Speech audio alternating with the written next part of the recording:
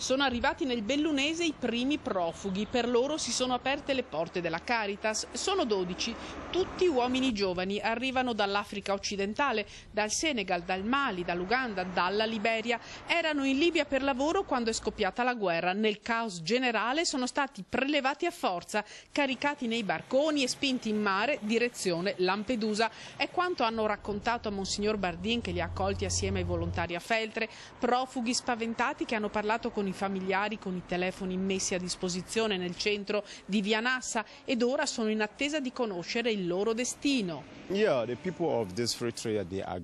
Spiega questo giovane di aspettare un incontro con le autorità. È stato ben accolto a Feltre, qui la gente è buona. Si sta riprendendo, il viaggio in mare è stato duro, ha preso freddo ed è stato male.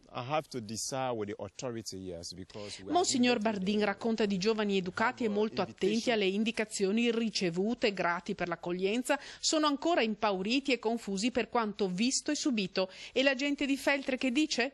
Tranquilla, qua non si vede nessuno. E non è preoccupato? No, no. Gentili, buongiorno. Salve, non hanno lo sguardo curioso come altri tipi di clandestini, mi pare seri, insomma. La giustizia la può praticare chiunque, da qualsiasi nazione esso arrivi. Siete aperti? Non lo so, non tutti. Qualcuno è aperto e qualcuno un po' meno aperto.